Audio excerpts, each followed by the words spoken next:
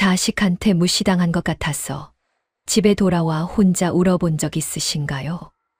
정성껏 준비했는데 요즘은 그렇게 안 해요 한마디에 마음이 꺾이는 순간이 있죠. 말로는 괜찮다 해도 가슴 한쪽이 자꾸 내가 뒤처졌나 하고 아파옵니다.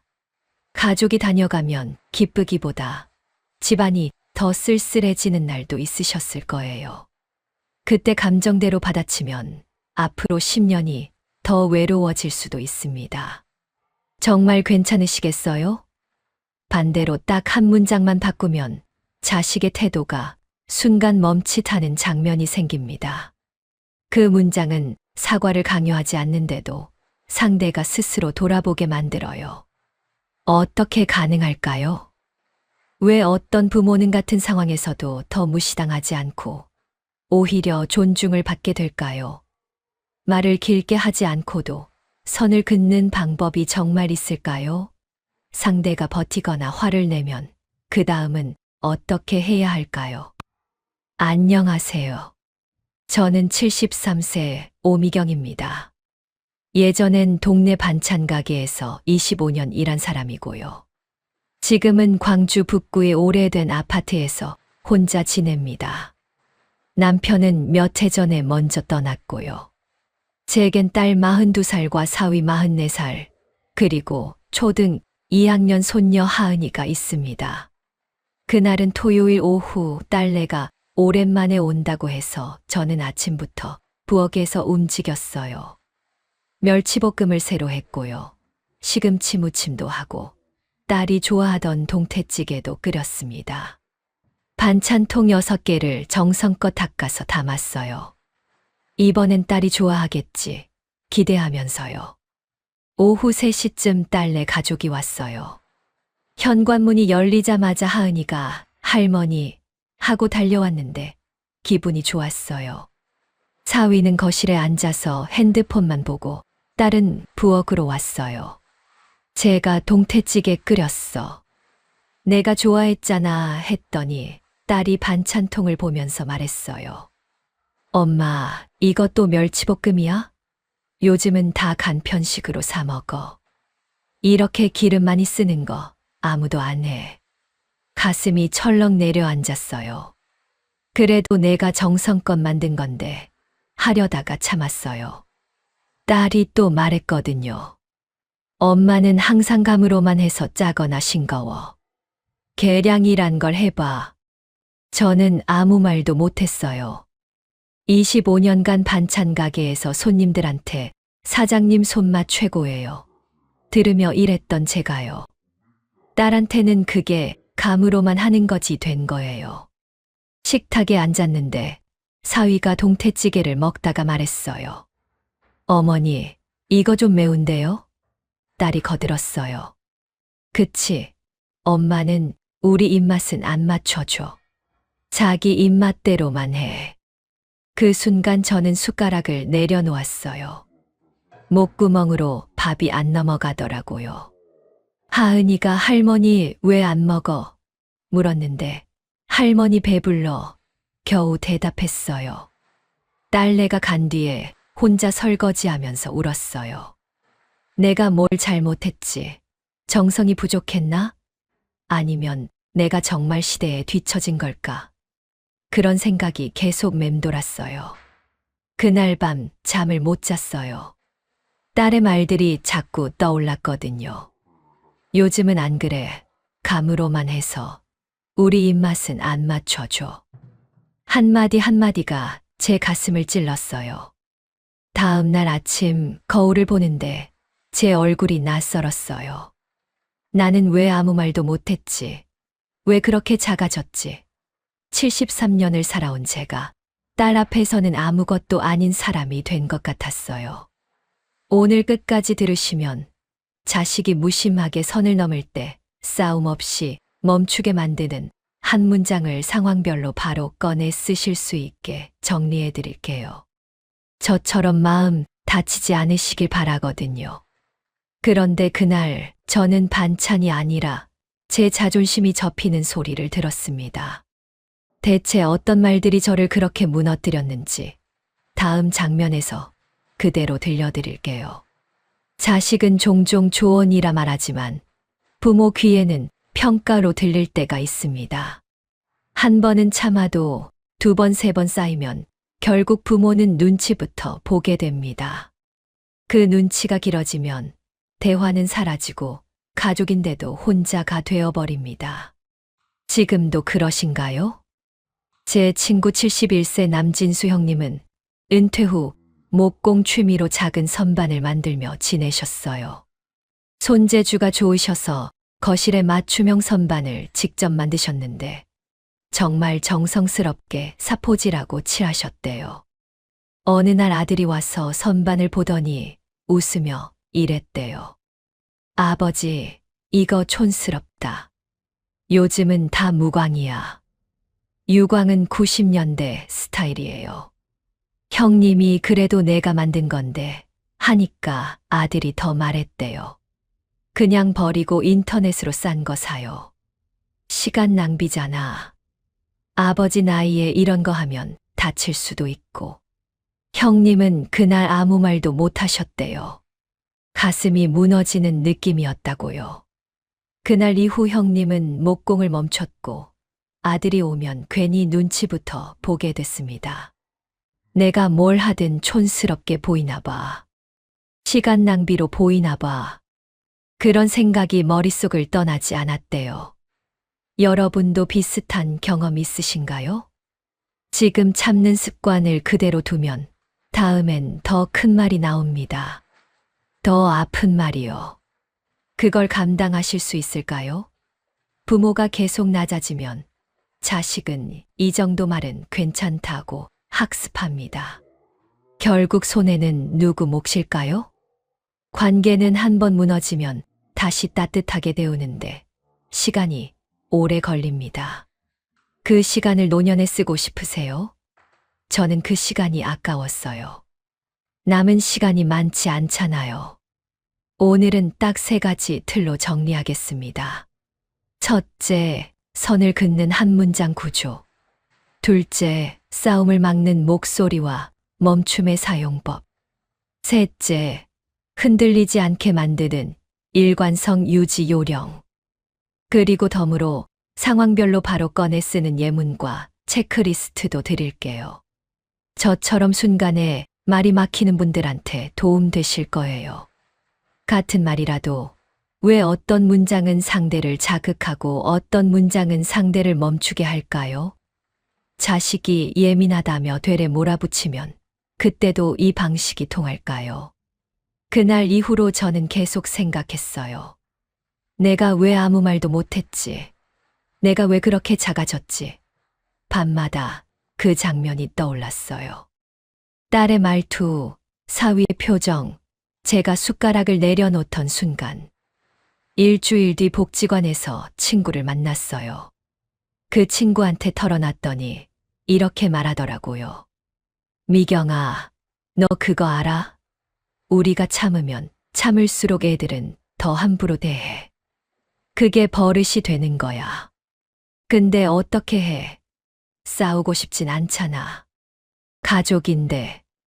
제가 말했더니 친구가 싸우라는 게 아니야.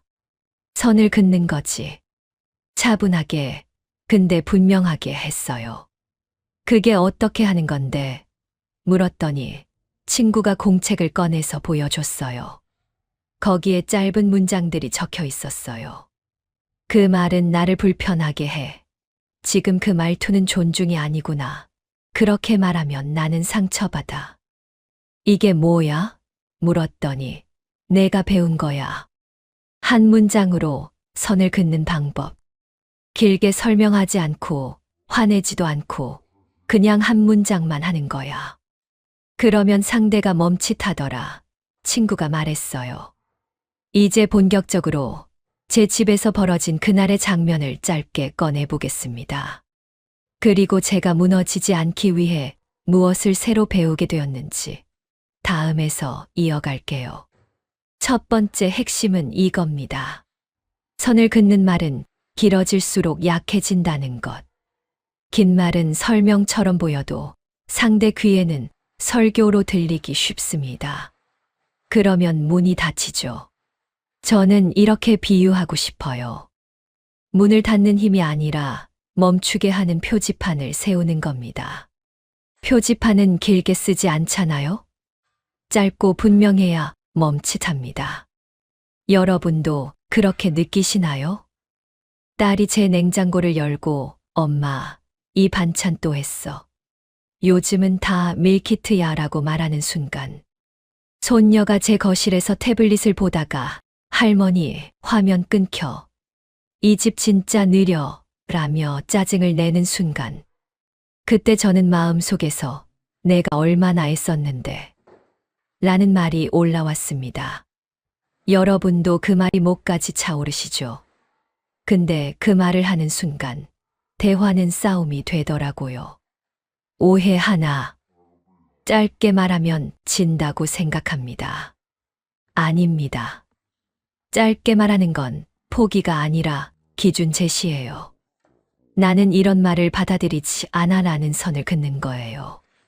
오해 둘. 상대 기분을 상하게 하면 관계가 끝난다고 두려워합니다. 하지만 기준 없이 참기만 하면 관계는 이미 서서히 끝나고 있는 중일 수 있어요. 제가 그랬거든요. 오늘 당장 내 마음을 건드리는 상황을 3가지만 적어보세요. 음식 평가, 집이나 물건 평가, 말투 무시처럼요. 무엇이 제일 아프신가요? 저는 음식 평가가 제일 아팠어요. 그리고 그 상황마다 한 문장만 만들어 보세요. 설명 금지로요. 지금 바로 한 문장 떠오르시나요? 처음엔 어려워요. 저도 1시간 걸렸어요. 근데 만들고 나니까 마음이 정리되더라고요. 반전은 이거였습니다. 저는 자식을 바꾸려 했는데 사실은 제가 제 자신을 지키는 법을 몰랐던 거예요. 자식을 바꾸는 건 불가능해요. 근데 제가 선을 세우는 건 가능하더라고요. 친구가 알려준 문장들을 공책에 옮겨 적었어요. 그 말은 나를 불편하게 해. 지금 그 말투는 존중이 아니구나. 그렇게 말하면 나는 상처받아. 짧죠? 근데 분명해요. 저는 제 상황에 맞게 문장을 만들었어요. 음식 평가받을 때 그 말은 내 정성을 깎아내리는 말이야. 집 평가받을 때 지금 그 말은 나를 무시하는 거구나. 말투 무시당할 때 그 말투는 나를 존중하는 말투가 아니야. 처음엔 어색했어요. 내가 이런 말을 할 수 있을까 두려웠어요. 근데 거울 앞에서 연습했어요. 하루에 5번씩요. 그 말은 나를 불편하게 해. 또박또박 읽었어요. 그럼 그 한 문장은 어떤 모양이어야 할까요? 무례를 멈추게 하는 문장 말입니다. 다음 장에서 실제로 쓸 수 있는 문장과 체크리스트로 확실히 잡아드릴게요. 2번째 핵심은 차분함 더하기 멈춤입니다. 말보다 태도가 기준을 완성하거든요. 제 집에서 실제로 이런 장면이 있었어요. 딸이 식탁에 앉자마자 제 반찬을 보며 말했습니다. 딸 엄마, 이거 너무 차. 엄마는 늘 감으로 해서 문제야. 나 지금 그 말투는 나를 존중하는 말투는 아니구나. 딸, 내가 뭐라고 했다고 그래. 나 잠깐 멈춤, 나는 그렇게 들렸어. 여기서 핵심은요. 더 설명하지 않는 겁니다. 여러분은 보통 여기서 길게 붙이시지 않나요? 내가 얼마나 애썼는데, 25년간 반찬 가게 했는데, 내가 어렸을 때는 이렇게요. 그러면 안 돼요. 문장은 한 줄로 끝낸다. 목소리는 낮게 둔다. 얼굴은 단단하게, 그러나 차갑게는 하지 않는다. 과거 얘기는 꺼내지 않는다. 말한 뒤 5초는 멈춘다. 말 끝에 내가 너 때문에 가붙는 순간 대화는 바로 싸움으로 바뀝니다. 그거 원하셨나요? 저는 원하지 않았어요. 싸우고 싶지 않았어요. 그냥 제 기준을 세우고 싶었을 뿐이에요.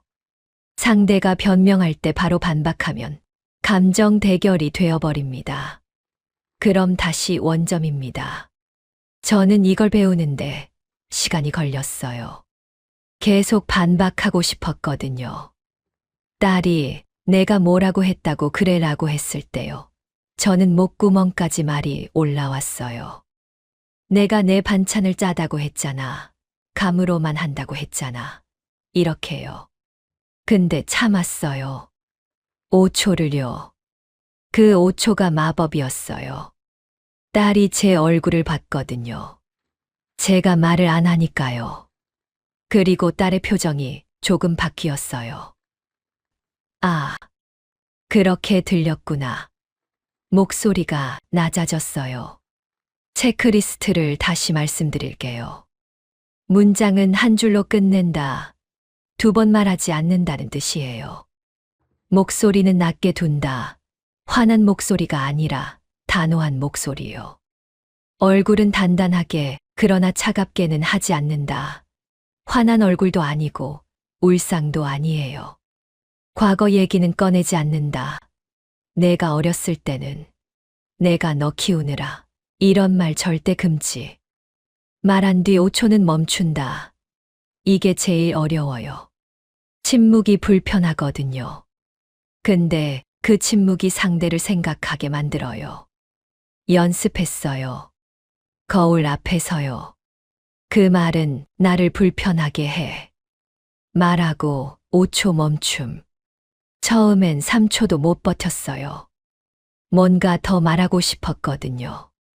근데 계속 연습하니까 5초가 가능해지더라고요. 그런데도 가장 어려운 건 막상 그 순간이 오면 입이 얼어붙는다는 겁니다. 다음 장에서 제가 실제로 실패했던 장면과 다시 시도하는 법을 보여드릴게요. 저는 연습을 했는데도 막상 딸 앞에서는 가슴이 쿵 내려앉았습니다. 말을 꺼내려는 순간 분위기 깨지면 어떡하지? 라는 두려움이 먼저 올라왔습니다. 그리고 그 두려움이 제 혀를 묶어버렸습니다. 여러분도 이런 순간 겪으셨나요? 또 다른 사례가 있어요. 67세 배성우 어르신은 퇴직 후 경비 일을 하며 손자 학원비를 도와주셨습니다. 한 달에 50만 원씩요. 돈이 아깝지 않았대요. 손자가 예뻐서요. 그런데 가족 단톡방에서 며느리가 아버님, 이모티콘 좀 그만 보내세요. 촌스러워요라고 썼대요.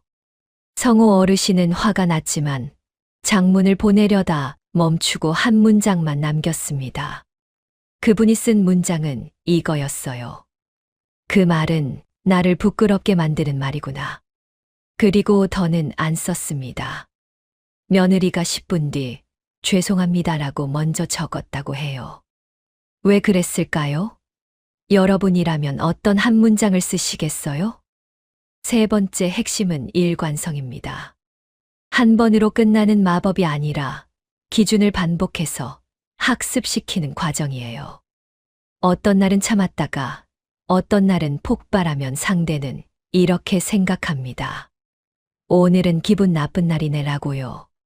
하지만 매번 같은 방식으로 차분히 멈추게 하면 상대는 아, 여기서부터는 선이구나를 배웁니다.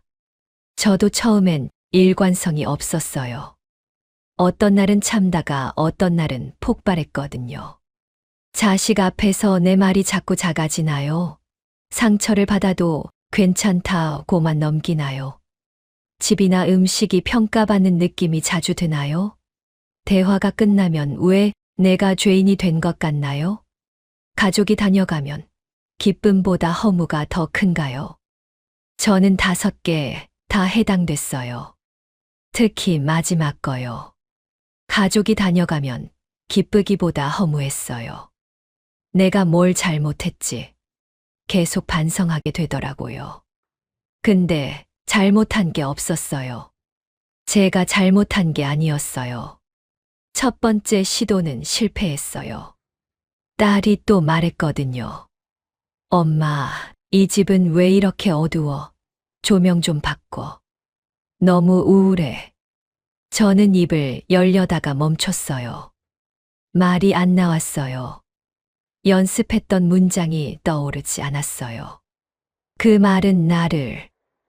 말은 머릿속이 하얘졌어요. 결국, 응, 알았어. 하고 말았어요. 딸이 가고 나서 후회했어요. 왜 못했지? 왜 또 참았지? 그날 밤 공책을 다시 펼쳤어요. 친구가 알려준 문장들을요. 그 말은 나를 불편하게 해. 지금 그 말투는 존중이 아니구나. 그렇게 말하면 나는 상처받아. 계속 읽었어요. 외워질 때까지요. 다음 날 아침 거울 앞에서 또 연습했어요. 그 말은 나를 불편하게 해. 10번요. 지금 그 말투는 존중이 아니구나. 10번요. 그렇게 말하면 나는 상처받아. 10번요.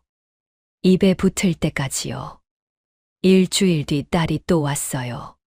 이번엔 준비가 됐어요. 공책을 부엌 서랍에 넣어뒀고요. 문장도 외웠고요. 오늘은 꼭 말해보자 마음먹었어요. 좋습니다. 이제부터는 성공하는 방식으로 넘어가겠습니다. 다음 장에서 제가 어떤 루틴으로 제 입과 마음을 훈련했는지 그대로 풀어드릴게요. 다행히 방법은 복잡하지 않았습니다. 저는 말이 아니라 습관을 바꾸기 시작했거든요. 그리고 그 습관은 오늘부터 누구나 따라할 수 있는 수준이었습니다. 정말 해보실래요? 1단계, 아침입니다. 거울 앞에서 20초. 한 문장만 또박또박 읽습니다. 지금 그 말은 나를 불편하게 해. 처럼요. 저는 아침에 세수하고 거울 보면서 했어요. 출근하는 사람이 아니니까 시간은 있었어요. 2단계, 식사입니다. 식탁에서 평가가 나오면 바로 반응하지 않고 숨 한 번 쉽니다. 내가 지금 감정으로 가려는구나 자각하는 겁니다. 숨 한 번 쉬는 게 별거 아닌 것 같지만 그 한 번이 저를 지켰어요. 3단계, 운동입니다. 산책 15분 동안 마음속으로 질문합니다. 나는 오늘 어떤 존중을 받고 싶은가? 나는 어디까지 허용할 건가? 저는 매일 오후 3시에 아파트 단지를 걸으면서 이 질문을 했어요. 4단계, 관계입니다. 통화나 만남 전에 미리 정합니다. 오늘 선을 넘는 말이 나오면 한 문장 후 멈춘다. 계획이 있으신가요? 저는 딸이 온다고 하면 그 전날 밤에 이걸 미리 정했어요. 5단계, 돈과 생활입니다. 대신 해주기가 과해지는 지점을 점검합니다. 내가 도와주는 게 사랑인가? 눈치인가? 스스로 묻는 겁니다. 저는 매달 통장을 보면서 이 질문을 했어요. 이유 1문장이 길어짐. 해결책은요, 한 문장만 뒤는 삼키세요. 덧붙이면 잔소리라는 걸 기억하실 수 있겠죠. 저는 말하고 나서 입을 다물고 물을 한 모금 마셨어요. 더 말하고 싶은 충동을 막으려고요. 이유, 이 목소리에 감정이 섞임. 해결책은요, 화가 나면 물 한 모금 부 말하세요. 멈춤이 먼저입니다. 물을 마시는 그 3초가 감정을 가라앉혔어요. 신기하게도요. 이유 3 한 번 하고 끝냄. 해결책은요, 다음에도, 그 다음에도 같은 방식으로. 이번만 참자가 반복되면 선이 사라집니다. 저는 일주일에 3번 같은 상황이 나와도 3번 다 같은 문장을 썼어요. 그리고 며칠 뒤 딸이 또 말했습니다. 엄마 집은 왜 이렇게 정리가 안 돼? 예전 같으면 내가 얼마나 바쁜데가 나왔을 텐데. 저는 이렇게 말했어요. 그 말은 나를 깎아내리는 말처럼 들려. 그리고 입을 닫았습니다. 5초요. 딸이 잠깐 멈추더니 목소리가 낮아졌습니다. 아, 알겠어. 미안. 그 짧은 순간 저는 처음으로 내가 나를 지켰다고 느꼈어요. 여러분도 그 순간을 원하시죠? 딸의 얼굴이 달라졌어요. 화난 얼굴이 아니었어요. 멈칫한 얼굴이었어요. 아, 엄마가 상처받았구나를 깨닫는 얼굴이었어요. 그 표정을 보는 순간 제 가슴이 따뜻해졌어요. 그날 이후로 딸의 말투가 조금씩 바뀌었어요. 완전히 바뀐 건 아니에요. 가끔 또 무심한 말이 나와요. 근데 제가 한 문장을 하면 딸이 멈춰요. 그리고 생각해요. 그게 시작이에요. 하지만 여기서 끝이 아닙니다. 자식이 더 세게 나오면 어떡하냐고요? 다음 장에서 반격이 들어왔을 때 흔들리지 않는 마음의 중심을 잡아드리겠습니다. 제가 깨달은 건 단순했습니다. 부모도 자식도 사람이라는 사실이요. 사람은 사랑만으로 버티지 않습니다. 존중이 있어야 마음이 오래 갑니다. 그리고 존중은 부탁해서 얻는 게 아니라 내가 내 기준을 세울 때 시작되더라고요. 여러분은 어떤 기준을 갖고 계신가요? 관계와 건강은 연결돼 있었습니다. 가족이 다녀간 뒤 속이 뒤집히면 밥맛이 떨어지고 잠이 깨더라고요. 반대로 선을 한 번 세우고 나니 심장이 덜 뛰고 밤이 길어지지 않았습니다. 말 한마디가 몸을 살린 겁니다. 또 하나, 돈 문제도 마찬가지예요. 당연히 해줘야지가 쌓이면 마음도 통장도 같이 닳습니다. 어디까지 돕는 게 편안하신가요? 저는 매달 20만 원까지는 편안했어요. 그 이상은 눈치가 되더라고요. 만약 지금 이걸 안 하면 자식의 말투는 습관이 됩니다. 그리고 습관은 시간이 지날수록 더 굳어집니다. 그걸 그대로 두실 건가요? 저는 두고 싶지 않았어요. 제 남은 시간이 불편하게 흘러가는 게 싫었어요. 그럼 상황별로 바로 써먹는 한 문장은 어떤 형태가 가장 안전할까요? 또 절대 하면 안 되는 행동은 무엇일까요? 여기서 실수하면 다시 뒤로 갑니다. 음식 평가받을 때 그 말은 내 정성을 깎아내리는 말이야. 집 평가받을 때 지금 그 말은 나를 무시하는 거구나. 말투 무시당할 때 그 말투는 나를 존중하는 말투가 아니야. 과거 들먹일 때 그건 지금 이야기가 아니야. 절대 하면 안 되는 행동 3가지. 첫째, 과거를 꺼내는 것. 내가 어렸을 때는 내가 너 키우느라. 이런 말 나오는 순간 대화는 싸움이 됩니다. 둘째, 목소리 높이는 것. 화난 목소리는 상대를 방어하게 만들어요. 셋째, 말을 길게 하는 것. 한 문장 이상 말하면 설교가 됩니다. 그리고 설교는 귀를 닫게 만들어요. 저는 이 3가지를 종이에 적어서 냉장고에 붙여뒀어요. 매일 보면서 기억하려고요. 한 달 뒤 딸이 또 왔어요. 이번엔 손녀 하은이가 제 거실에서 할머니, 이 집 와이파이 왜 이렇게 느려? 짜증나 했어요. 예전 같으면 미안해, 할머니가 잘 몰라서 라고 했을 거예요. 근데 이번엔 달랐어요. 하은아, 그 말투는 할머니를 불편하게 해. 차분하게 말했어요. 하은이가 멈칫했어요. 그리고 아, 미안해, 할머니 했어요. 딸도 옆에서 듣더니 하은아, 할머니한테 그렇게 말하는 거 아니야 했어요. 그 순간 제가 깨달았어요. 아, 내가 선을 세우니까 딸도 배우는구나. 딸이 하은이한테 가르치는구나. 선이 대물림되는 거예요. 좋은 방향으로요. 존중하는 법이 가족 안에서 전해지는 거예요. 제가 시작한 거예요. 딸이 나중에 조용히 말했어요. 엄마, 요즘 엄마 달라진 것 같아. 뭔가 당당해 보여. 제가 그래. 엄마가 요즘 나를 지키는 법을 배웠거든 했더니 딸이 조용히 있다가 말했어요. 엄마, 내가 엄마한테 무례했던 것 같아. 미안해. 앞으론 조심할게. 딸이 먼저 사과했어요. 제가 요구하지 않았는데요. 제가 선을 세우니까 딸이 스스로 돌아본 거예요. 이게 한 문장의 힘이에요. 강요하지 않아도 상대가 생각하게 만드는 힘이요. 저는 냉장고에 붙여둔 종이를 매일 봤어요. 그 말은 나를 불편하게 해. 지금 그 말투는 존중이 아니구나. 그렇게 말하면 나는 상처받아. 이 세 문장이 제 무기였어요. 부드럽지만 강한 무기요.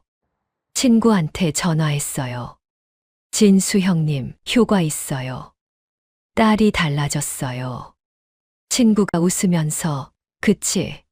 내가 뭘 했어? 한 문장이면 돼 했어요. 근데 계속 해야 해. 한 번으로 끝나는 게 아니야. 일관성이 중요해 라고 조언해 줬어요. 맞는 말이었어요. 가끔 딸이 또 무심한 말을 해요. 습관이 쉽게 안 바뀌나 봐요. 근데 저도 일관되게 해요. 매번 같은 방식으로요. 한 문장 하고 멈춤. 그러면 딸이, 아, 내가 또 그랬네. 미안해 하게 돼요. 이제 마지막 장에서 오늘 이야기의 결론을 아주 쉬운 말로 정리하겠습니다. 그리고 여러분이 오늘부터 바로 시작할 수 있게 한 번에 꺼내 쓰는 요약을 드릴게요. 자식이 선을 넘을 때 길게 설명하지 않아도 됩니다. 짧은 한 문장으로 기준을 세우세요. 그 문장은 화가 아니라 품격에서 나와야 합니다. 그리고 말한 뒤 멈출 때 상대는 비로소 생각하기 시작합니다. 침묵이 생각을 불러와요. 오늘의 작은 기준이 쌓이면 관계가 부드러워지고 노년의 마음이 가벼워집니다. 여러분도 그 변화를 원하시나요? 저는 원했어요. 그래서 시작했고 지금은 마음이 편해졌어요. 딸이랑 관계도 좋아졌고요. 오늘 밤 내 마음을 다치게 하는 상황을 한 가지 떠올려 보셔도 좋겠습니다. 그때 나는 어떤 말을 하고 싶었나? 스스로 물어보세요. 저는 내가 애쓴 거 인정받고 싶었어가 답이었어요. 여러분은 뭘 원하시나요? 내일 아침 그 상황에 쓸 한 문장을 적어보세요. 길면 줄이고 더 줄이세요. 한 줄이면 충분합니다. 저는 그 말은 나를 불편하게 해로 정리했어요. 이 한 문장이 제 기준이 됐어요. 제 무기가 됐어요. 그리고 다음 기회가 오면 말한 뒤 잠깐 멈춰보세요. 그 침묵이 생각을 불러옵니다. 5초의 침묵이 30년의 관계를 바꿀 수 있어요. 진짜예요. 저처럼 73세도 할 수 있으니까 여러분도 할 수 있어요. 한 문장은 짧을수록 강합니다. 목소리는 낮고 표정은 단단하게 둡니다. 과거를 꺼내는 순간 대화가 무너집니다. 말한 뒤 멈추면 상대가 스스로 돌아봅니다. 일관성이 쌓이면 존중이 습관이 됩니다. 우리는 희생으로 사랑을 증명할 필요가 없습니다. 여러분은 이미 충분히 애써온 사람입니다. 오늘부터는 참는 부모가 아니라 존중받는 어른으로 조용히 기준을 세워보시면 어떨까요? 저는 그렇게 했고 행복해졌어요. 저는 73세가 되어서야 이걸 배웠어요. 늦었다고 생각했어요. 근데 아니더라고요. 지금이라도 배운 게 다행이에요. 남은 시간을 편하게 살 수 있게 됐으니까요. 더는 눈치 안 보고 더는 주눅 들지 않고요. 딸과의 관계도 좋아졌어요. 예전엔 딸이 오면 긴장했는데 이제는 편해요. 제가 선을 세우니까 딸도 조심하게 됐고 서로 존중하게 됐어요. 이게 진짜 가족이더라고요. 사랑하지만 존중하는 관계요. 손녀 하은이도 달라졌어요. 할머니한테 함부로 말하지 않아요. 가끔 말투가 나오면 제가 한 문장 하니까 바로 미안해, 할머니 해요. 아이들은 빨리 배워요. 기준을 알려주면요. 존중하는 법을요. 지난주에 딸이 전화했어요. 엄마, 요즘 엄마 달라진 것 같아. 뭔가 편안해 보여. 했어요. 제가 그래. 엄마가 요즘 나를 지키는 법을 배웠거든 했더니 딸이 조용히 있다가 말했어요. 엄마, 내가 엄마한테 무례했던 것 같아. 미안해. 나도 반성했어. 앞으론 존중할게. 딸이 먼저 사과했어요. 제가 요구하지 않았는데요. 제가 선을 세우니까 딸이 스스로 돌아본 거예요. 이게 한 문장의 힘이에요. 강요하지 않고도 상대를 변화시키는 힘이요. 여러분도 할 수 있어요. 나이는 상관없어요. 60대든 70대든 80대든요. 지금 시작하시면 돼요. 한 문장만 정하세요. 그리고 연습하세요. 거울 앞에서 산책하면서 자기 전에요. 매일요. 처음엔 어색할 거예요. 입에서 안 나올 거예요. 근데 계속 하다 보면 자연스러워져요. 그리고 그 한 문장이 여러분을 지켜줄 거예요. 남은 시간 동안요. 편안하게요. 존중받으면서요. 제가 가장 좋아하는 순간은요. 딸이 웃으면서 엄마 사랑해라고 할 때예요. 예전엔 그 말이 없었거든요. 제가 선을 세우니까 딸이 저를 더 존중하게 됐고, 존중하니까 사랑도 더 잘 표현하게 된 거예요. 복지관에서 친구들한테 이 방법을 알려줬어요. 다들 나도 해볼게 했어요. 한 달 뒤 만났더니 친구들이 미경아 효과 있어. 우리 아들도 달라졌어 했어요. 뿌듯했어요. 제가 배운 게 다른 사람한테도 도움된 게요. 여러분도 주변에 알려주세요. 같이 나이 든 친구들한테요. 다들 비슷한 고민이 있을 거예요. 자식한테 무시당하는 것 같고 말이 작아지고 눈치 보게 되는 것이요. 이 방법을 알려주면 도움될 거예요. 오늘 배운 것을 실천해 보세요. 내일부터요. 아니, 오늘부터요. 지금 당장 종이에 한 문장을 적어 보세요. 그 말은 나를 불편하게 해든, 지금 그 말투는 존중이 아니구나든요. 여러분만의 문장을요. 냉장고에 붙이세요. 매일 보게요. 거울에 붙여도 좋아요. 자주 보는 곳에요. 그리고 다음 기회가 오면 용기 내서 말해보세요. 한 문장만요. 그리고 5초 멈추세요. 그게 시작이에요. 여러분의 한 문장이 남은 시간을 더 따뜻하게 지켜주길 바랍니다. 63세가 인생에서 제일 행복해요. 제가 이렇게 말하면 사람들이 놀라요. 할머니, 무슨 소리예요? 늙으면 불행한 거 아니에요? 아니에요. 전 젊었을 때보다 지금이 훨씬 행복해요. 진짜예요. 비결이 있어요. 10가지요. 오늘 그걸 다 알려드릴게요. 여러분도 늙어서 행복해질 수 있어요. 저는 박미숙이고 올해 63세예요. 서울 마포구에서 혼자 살아요. 남편은 5년 전에 세상 떠났고 아들, 딸 하나씩 있는데 다 분가했어요. 아들은 부산에, 딸은 대구에 살아요. 한 달에 한 번씩 전화해요. 20대, 30대 때는 불행했어요. 돈 없어서요. 남편 월급 적었고 애들 키우느라 힘들었고 시댁 눈치 보느라 스트레스였고 매일 우울했어요. 왜 내 인생은 이렇게 힘들까 생각했어요. 40대, 50대 때도 비슷했어요.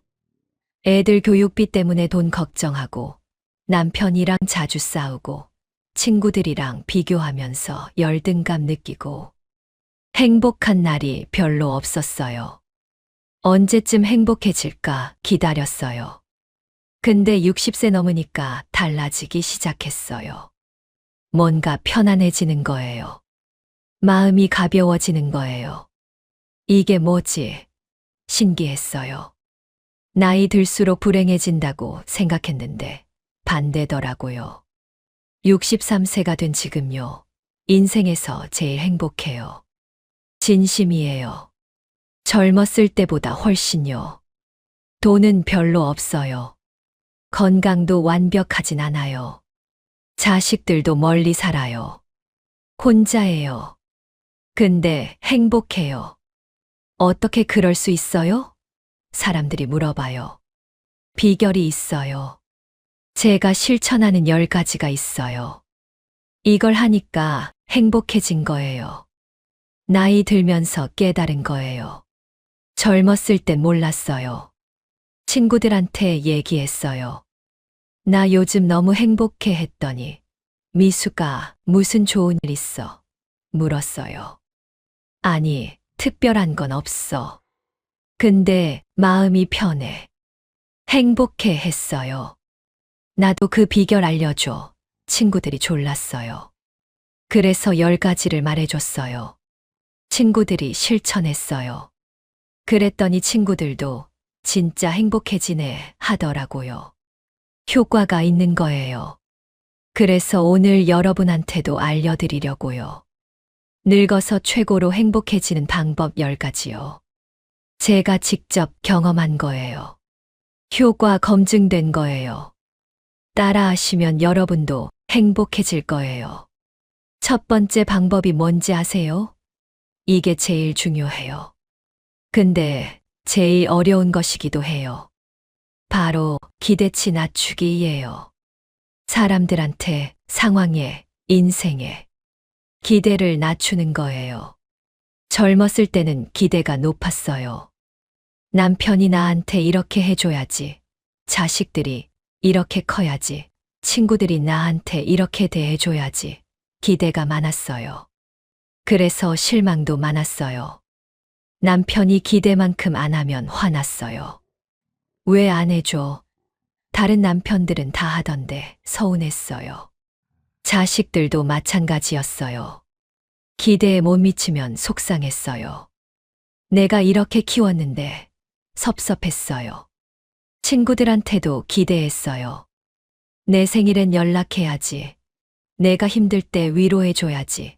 기대했는데 안 하면 배신감 느꼈어요. 친구가 이럴 수 있어. 서운했어요. 인생에도 기대했어요. 50세쯤엔 경제적으로 여유로워야지. 60세엔 손주 보면서 행복하게 살아야지. 기대했는데 현실은 달랐어요. 실망했어요. 내 인생 왜 이래? 불행했어요. 근데 60세 넘으니까 깨달았어요. 기대가 불행의 시작이구나. 기대가 높으니까 실망하는 거예요. 화내는 거예요. 서운한 거예요. 기대를 낮추면 되는 거예요. 남편한테 기대 낮췄어요. 뭐 해줄 거라고 기대 안 해. 그냥 옆에 있어 주기만 해도 고마워. 이렇게 생각하니까 편해지더라고요. 남편이 뭐 해주면 와, 고마워, 감사하게 됐어요. 자식들한테도 기대 낮췄어요. 자주 연락할 거라고 기대 안 해. 바쁠 텐데. 한 달에 한 번만 전화해줘도 고마워. 이렇게 생각하니까 서운함이 없어졌어요. 전화 오면 아, 전화했네. 기뻤어요. 친구들한테도 기대 안 했어요. 생일 챙겨줄 거라고 기대 안 해. 다들 자기 일로 바쁘니까. 그랬더니 친구가 축하 문자 보내면 와, 기억했네. 감동이었어요.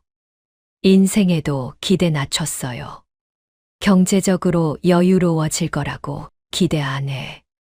그냥 먹고 살만 하면 돼. 손주 볼 수 있을 거라고. 기대 안 해. 보면 좋고 안 보면 어쩔 수 없지. 이렇게 생각하니까 편해졌어요. 기대를 낮추니까 실망이 없어져요. 화날 일이 없어져요. 서운한 게 없어져요. 대신 감사할 일이 많아져요. 작은 것도 고맙게 느껴져요. 이게 행복의 시작이에요. 친구한테 이 얘기했어요. 기대치를 낮춰봐 했더니 그게 어떻게 돼? 자식들이 자주 연락해야지 했어요. 그 기대가 너를 불행하게 하는 거야. 낮춰봐 설득했어요. 친구가 한 달 동안 연습했대요. 자식들한테 기대 안 하기 처음엔 어려웠대요. 근데 계속 하다 보니까 편해지더래요. 전화 안 와도 바쁘겠지. 이해되고 전화 오면 와 기쁘고 마음이 편해졌대요. 미수가 진짜 효과 있어. 요즘 마음이 편해. 친구가 고마워하더라고요. 그치? 기대 낮추면 행복해져. 제가 말했어요.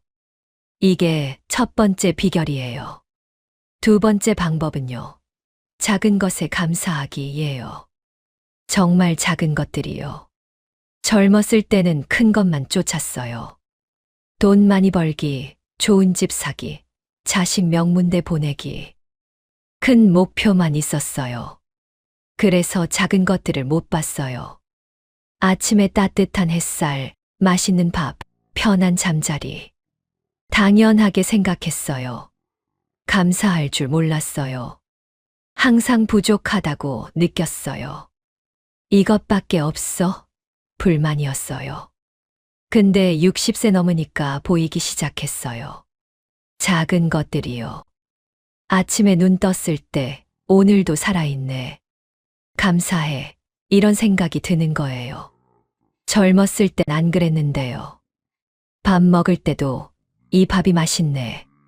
고마워 생각해요.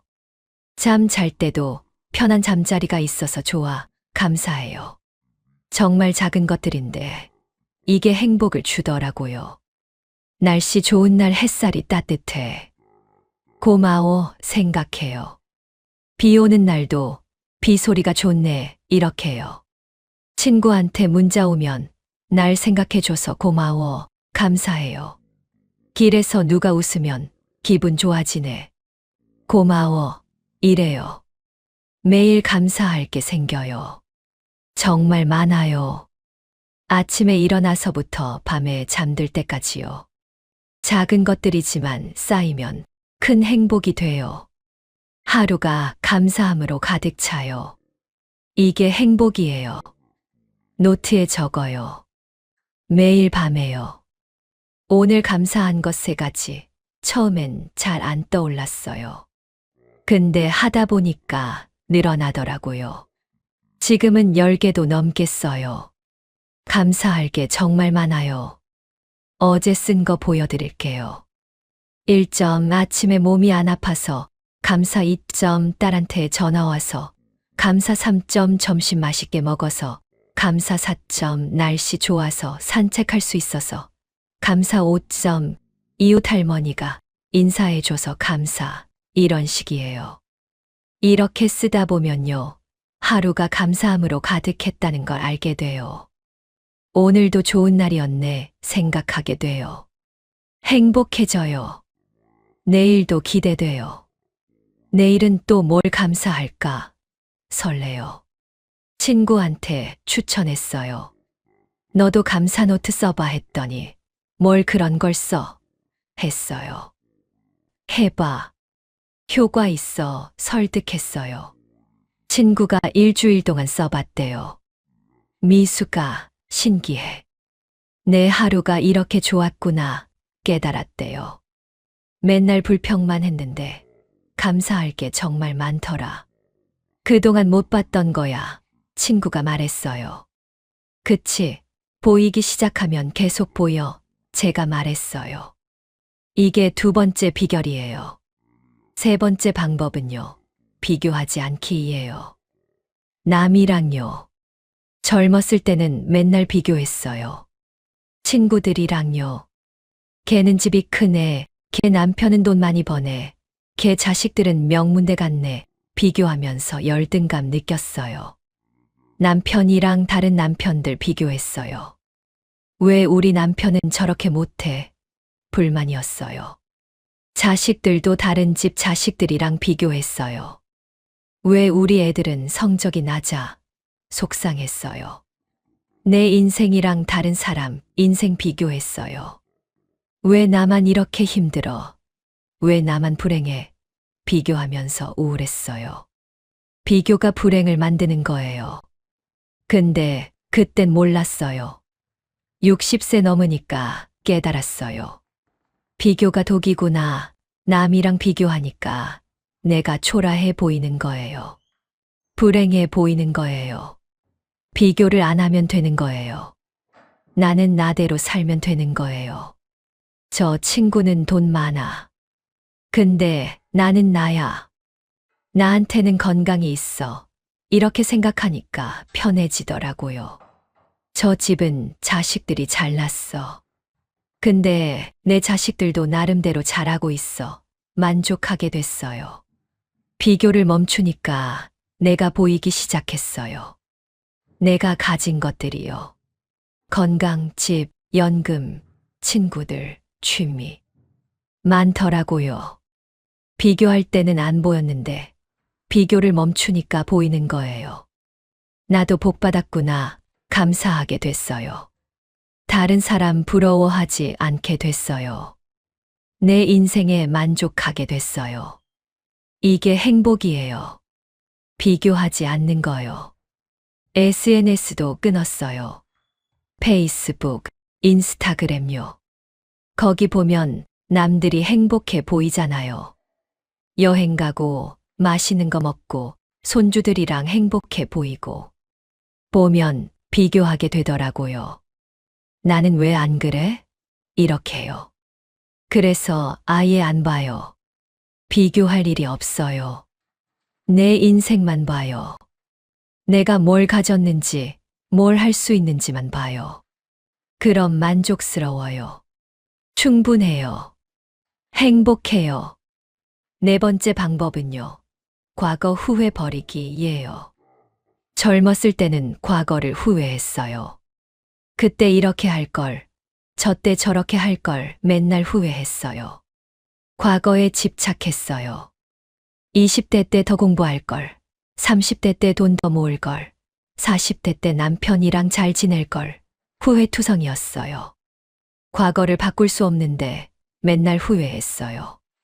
그게 현재를 불행하게 만들었어요.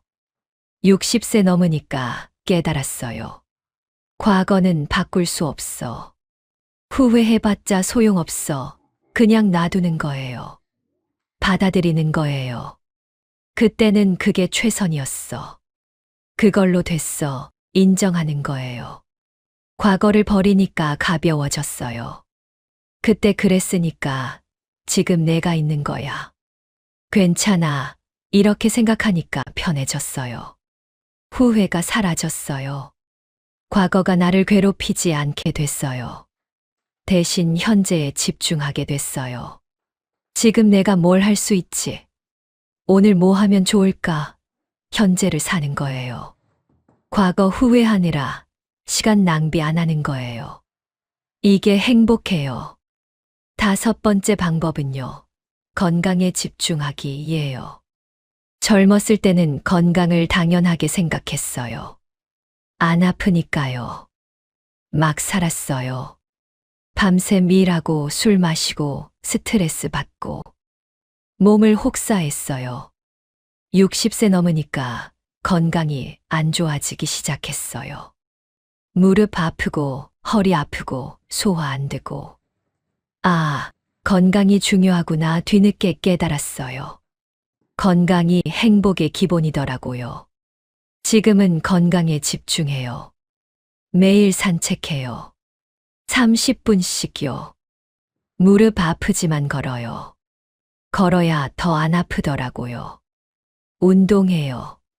스트레칭이요. 아침에 일어나서 10분씩요. 잘 먹어요.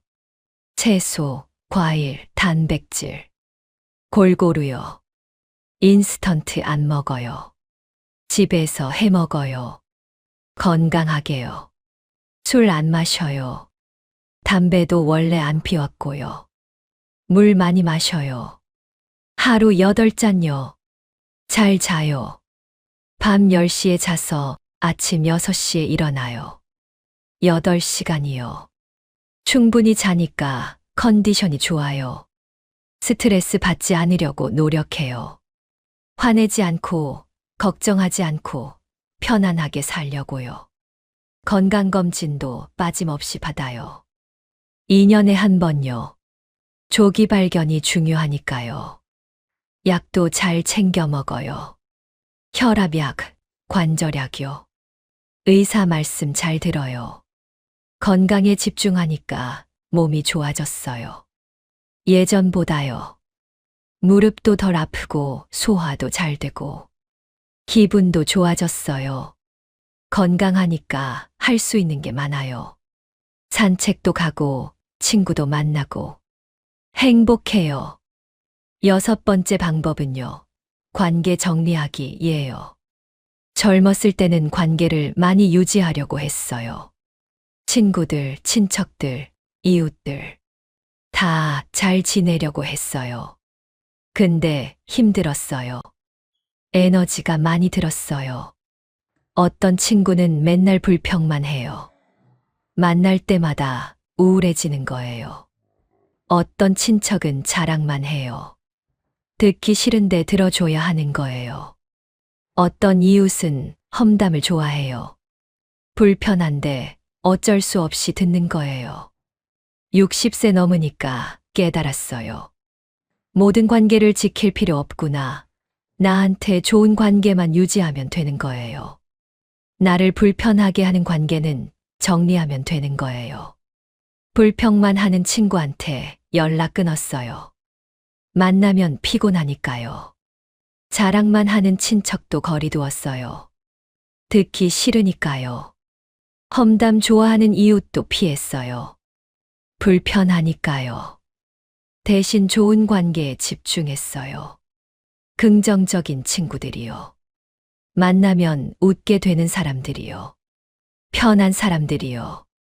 그 사람들하고만 만나니까 행복해졌어요. 에너지가 안 빠지고 오히려 충전되는 거예요. 관계의 질이 중요하구나 깨달았어요. 양이 아니라요. 친구 100명보다 진짜 친구 3명이 나아요. 편한 관계 몇 개가 인생을 행복하게 만들어요. 불편한 관계를 억지로 유지하는 건 나를 불행하게 해요. 지금은 진짜 친구 5명하고만 연락해요. 일주일에 한 번씩 만나요. 차 마시고 수다 떨고 웃고 편해요. 행복해요. 이게 좋은 관계예요. 이런 관계만 있으면 돼요. 7번째 방법은요. 취미 갖기예요. 젊었을 때는 취미가 없었어요. 바빴으니까요. 일하고 애들 키우고 집안일하고 시간이 없었어요. 취미는 사치라고 생각했어요. 60세 넘으니까 시간이 생겼어요. 애들 다 컸고 일도 안 하고 시간이 많아졌어요. 처음엔 뭘 해야 할지 몰랐어요. 그냥 텔레비전만 봤어요. 지루했어요. 무료했어요. 그러다 친구가 취미 하나 만들어봐 권했어요. 뭘 물었더니 뭐든지 내가 좋아하는 거 했어요. 생각해봤어요. 내가 뭘 좋아하지 잘 모르겠더라고요. 평생 남을 위해 살다 보니까요. 여러 가지 시도해봤어요. 그림, 서예, 노래, 댄스. 복지관에서 무료로 가르쳐 주더라고요. 다 해봤어요. 그 중에 서예가 제일 좋았어요. 뭐 갈고, 붓질하고. 마음이 편안해지는 거예요. 지금은 매주 수요일마다 서예 배워요. 복지관에서요. 2시간씩요. 그 시간이 제일 좋아요. 집중하니까 다른 생각이 안 나요. 걱정도, 불안도 다 사라져요. 오직 붓질에만 집중해요. 작품도 만들어요. 액자에 넣어서 집에 걸어놨어요. 내가 이걸 만들었구나, 뿌듯해요. 자존감이 올라가요. 친구들한테 보여주면, 와, 잘한다, 칭찬해줘요. 기분 좋아요. 취미가 생기니까 삶에 활력이 생겼어요. 수요일이 기다려져요. 이번 주엔 뭘 쓸까? 설레요. 서예하는 날은 하루 종일 기분이 좋아요. 취미가 행복을 주는 거예요. 8번째 방법은요. 봉사하기예요. 젊었을 때는 봉사할 여유가 없었어요.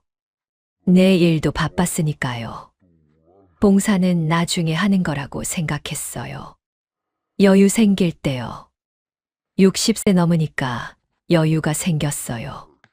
시간도 있고 건강도 괜찮고 봉사 한번 해볼까 생각했어요. 복지관에서 배식 봉사 모집한다기에 신청했어요. 처음 가는 날 떨렸어요. 잘할 수 있을까 불안했어요. 근데 가보니까 할만하더라고요. 밥 담고 국 담고 반찬 담고 어렵지 않았어요. 할머니 할아버지들이 고맙습니다. 인사하면 뿌듯했어요. 일주일에 한 번씩 가요. 금요일 아침에요. 2시간 봉사해요. 배식하면서 어르신들이랑 이야기도 나눠요. 오늘 날씨 좋네요. 건강하세요. 인사해요. 어르신들이 웃으면 저도 행복해요. 봉사하니까 삶에 의미가 생겼어요. 내가 누군가한테 도움되는구나. 내가 필요한 사람이구나. 자존감이 올라가요. 보람 있어요. 내 시간을 의미 있게 쓰는 거예요. 나만 생각하고 살면 외로워. 남을 돕고 살면 행복해 깨달았어요. 봉사가 주는 행복이 있어요. 베푸는 행복이요. 이게 진짜 행복이에요. 돈으로 살 수 없는 행복이요. 9번째 방법은요. 배우기 멈추지 않기예요. 젊었을 때는 나이 들면 배울 게 없이 생각했어요. 학교 졸업하면 배움도 끝이라고요. 근데 아니더라고요. 60세 넘어서도 배울 게 많아요. 세상은 계속 변하니까요. 새로운 게 계속 나오니까요. 스마트폰, 인터넷, SNS. 다 새로운 거예요. 배워야 해요. 안 그러면 뒤처져요. 처음엔 어려웠어요. 스마트폰요. 이거 어떻게 써? 막막했어요. 근데 딸이 가르쳐 줬어요. 천천히 하나씩요. 카톡하는 법, 사진 찍는 법, 검색하는 법. 배웠어요. 지금은 스마트폰 잘 써요. 카톡으로 친구들이랑 연락하고, 유튜브로 운동 따라하고, 검색으로 모르는 거 찾아보고. 편해요. 세상이 넓어진 느낌이에요. 복지관에서 컴퓨터도 배웠어요. 한글, 엑셀, 인터넷. 기초적인 거요. 어려웠지만 재미있었어요. 63세에 이걸 배우네 신기했어요. 배우는 게 즐거웠어요. 영어도 조금씩 배워요. 유튜브로요. 너무 늦은 거 아니야? 생각했는데 아니더라고요. 조금씩 하니까 늘어요. Hello, thank you 이 정도는 해요. 외국 여행 가면 쓸 수 있겠어요. 배우니까 머리가 좋아지는 것 같아요. 치매 예방에도 좋대요. 그리고 자존감도 올라가요. 나도 아직 배울 수 있구나. 나도 아직 젊구나. 이런 느낌이요. 행복해요. 10번째 방법은요. 지금 이 순간 살기예요. 이게 제일 중요해요. 젊었을 때는 미래만 걱정했어요. 애들 대학 어떻게 보내지? 노후 준비 어떻게 하지? 맨날 미래 걱정했어요. 과거는 후회하고 미래는 걱정하고 정작 현재는 안 보는 거예요.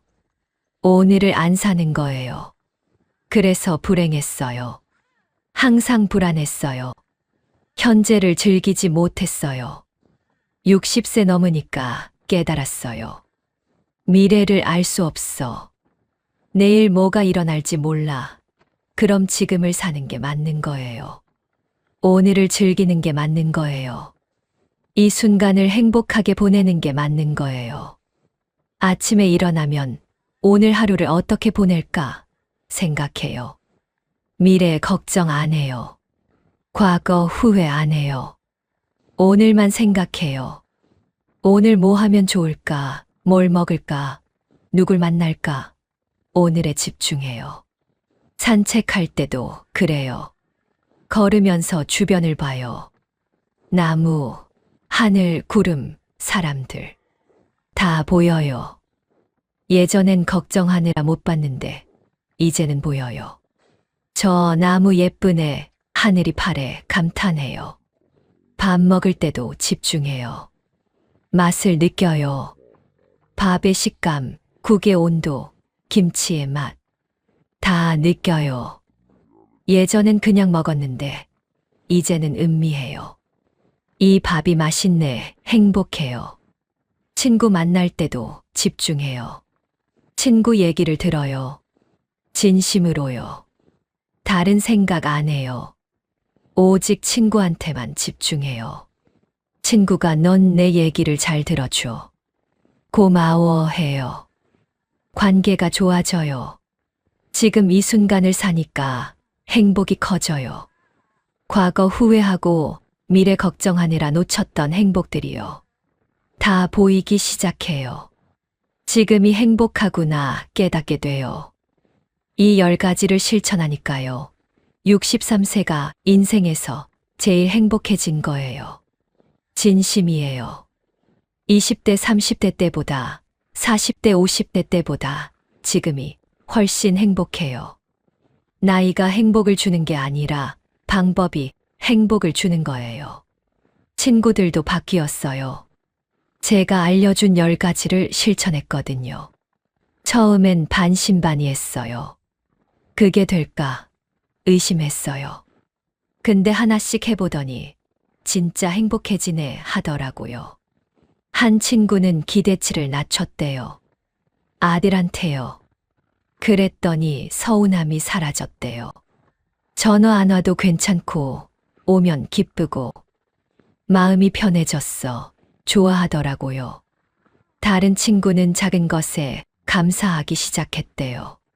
감사 노트도 쓰고요. 하루가 달라 보여. 감사할 게 정말 많더라. 행복해 하더라고요. 또 다른 친구는 취미를 시작했대요. 노래요.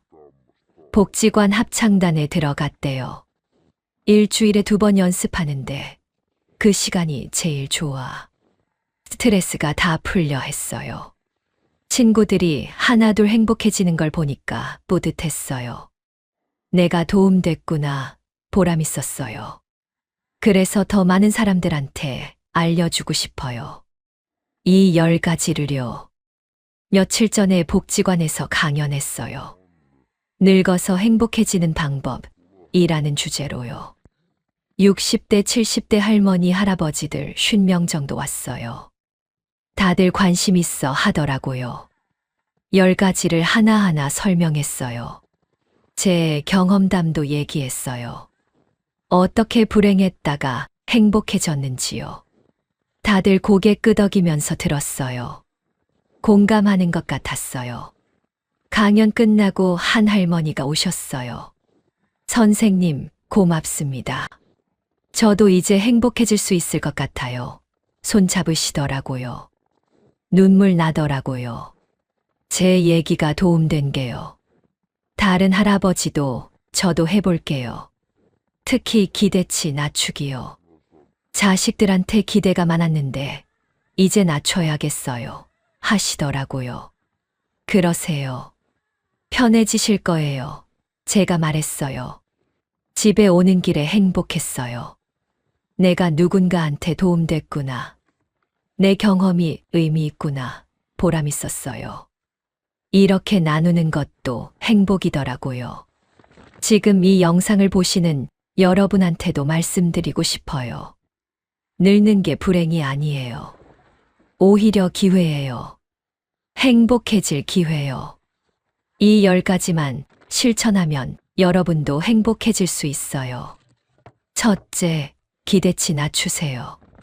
사람들한테, 상황에, 인생에 기대 낮추면 실망 없어요. 감사 많아져요. 둘째, 작은 것에 감사하세요. 정말 작은 것들에요.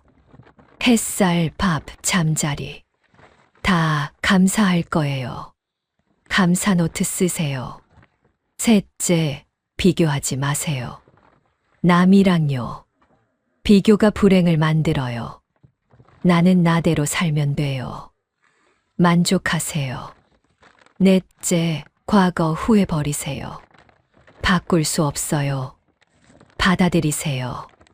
그때는 그게 최선이었어. 인정하세요. 다섯째, 건강에 집중하세요. 산책하고, 운동하고, 잘 먹고, 잘 자세요. 건강이 행복의 기본이에요. 여섯째, 관계 정리하세요. 불편한 관계는 버리세요. 좋은 관계에 집중하세요. 질이 중요해요. 일곱째, 취미 가지세요. 뭐든지요. 좋아하는 거요. 취미가 삶에 활력을 줘요. 행복을 줘요. 여덟째, 봉사하세요. 남을 도우세요. 베푸는 행복이 있어요. 의미 있는 삶이 돼요. 아홉째, 배우기 멈추지 마세요. 나이 들어도 배워요. 새로운 거 배우는 게 즐거워요. 자존감 올라가요. 열째, 지금 이 순간 사세요. 과거 후회 말고, 미래 걱정 말고, 오늘에 집중하세요. 지금이 행복이에요. 이 10가지요. 어렵지 않아요. 누구나 할 수 있어요. 돈 안 들어요. 시간 많이 안 걸려요. 마음만 먹으면 돼요. 결심하고 실천하면 돼요. 처음엔 어색할 거예요. 익숙하지 않으니까요. 근데 하다 보면 익숙해져요. 자연스러워져요. 그럼 행복이 찾아와요. 서서히요. 확실하게요. 저도 처음엔 반신반의했어요. 이게 될까 의심했어요. 근데 하나씩 해보니까 되더라고요. 정말로요. 행복해지더라고요. 63세가 인생에서 제일 행복해진 거예요. 여러분도 할 수 있어요. 나이가 몇 살이든요. 60대든 70대든 80대든요. 언제든 시작할 수 있어요. 늦은 게 없어요. 지금 시작하세요. 오늘부터요. 한 번에 다 하려고 하지 마세요. 하나씩 하세요. 이번 달엔 기대치 낮추기, 다음 달엔 감사하기, 이런 식으로요. 천천히요. 꾸준히요. 그럼 변화가 와요. 젊었을 때는 시간이 없었어요. 일하고, 애들 키우고, 집안일하고. 바빴어요. 나를 위한 시간이 없었어요. 근데 지금은 달라요. 시간이 있어요. 나를 위한 시간이요. 이 시간을 어떻게 쓰느냐가 중요해요. 그냥 텔레비전만 보면서 보낼 건가요? 아니면 의미 있게 보낼 건가요? 행복하게 보낼 건가요? 선택은 여러분 거예요. 저는 의미 있게 보내기로 했어요. 10가지를 실천하면서요. 그랬더니 행복해진 거예요.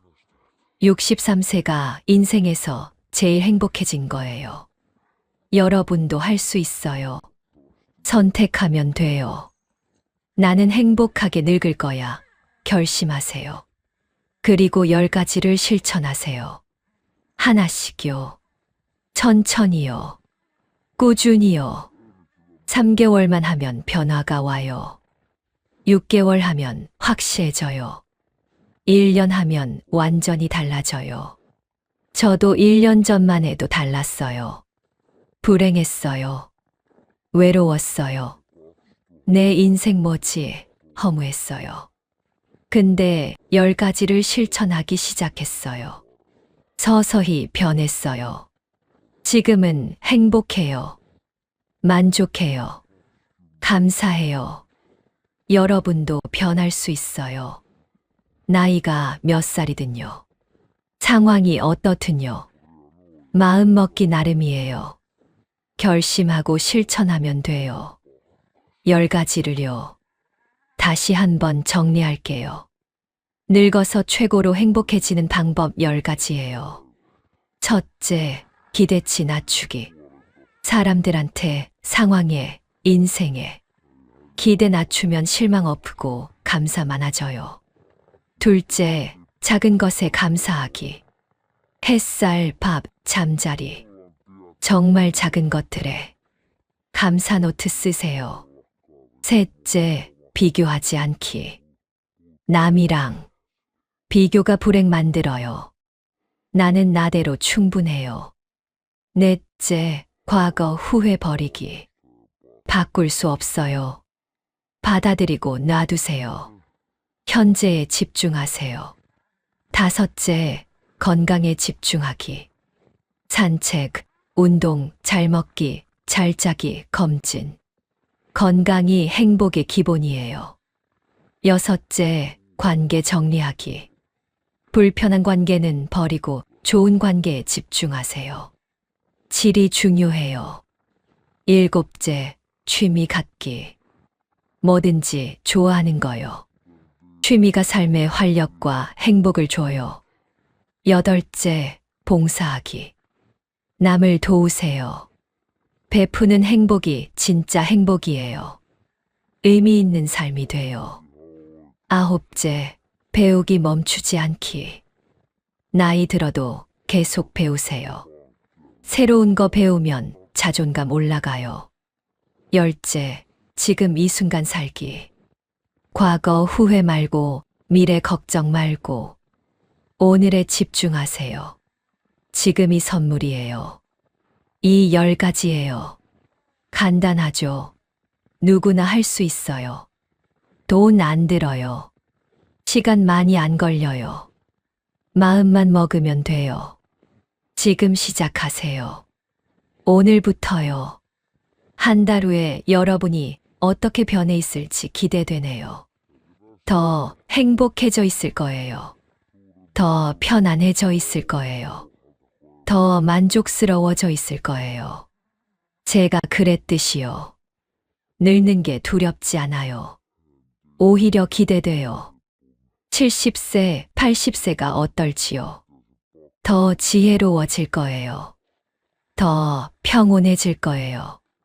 더 행복해질 거예요. 이 10가지를 계속 실천한다면요. 여러분한테 마지막으로 하고 싶은 말이 있어요. 나이는 숫자일 뿐이에요. 중요한 건 마음이에요. 어떻게 살 거냐예요. 불행하게 살 건지, 행복하게 살 건지. 선택은 여러분 거예요. 저는 행복하게 살기로 했어요. 10가지를 실천하면서요. 그래서 63세가 인생에서 제일 행복한 거예요. 여러분도 그렇게 되세요. 행복하게 늙으세요. 최고로 행복하게요. 나이 드는 게 축복이라는 걸 알게 되실 거예요. 경험과 지혜가 쌓이는 게 얼마나 좋은지 아시게 될 거예요. 자유로워지는 게 얼마나 편한지 느끼실 거예요. 나를 위해 사는 게 얼마나 행복한지 깨달으실 거예요. 고맙습니다. 긴 영상 끝까지 봐주셔서요. 제 이야기가 여러분한테 도움됐으면 좋겠어요. 63세 할머니의 경험이 여러분의 지혜가 됐으면 좋겠어요. 여러분 모두 늙어서 최고로 행복해지시길 진심으로 바랍니다. 10가지를 실천하세요. 그럼 행복해져요. 진짜예요. 저는 그랬어요. 여러분도 그럴 수 있어요. 믿어요. 행복한 노후 보내세요. 감사하고 만족하고 즐겁게요. 나이 들수록 더 행복해지세요. 최고로요. 응원합니다. 저는 박미숙님의 이야기를 듣고 큰 희망을 얻었어요. 늙는 게 불행이 아니라 오히려 행복의 기회라는 걸요. 10가지만 실천하면 누구나 행복해질 수 있다는 걸요. 저도 실천할 거예요. 이 영상이 도움됐다면 구독과 좋아요 부탁드리고 주변 분들한테도 공유해 주세요. 함께 행복하게 늙어요. 고맙습니다.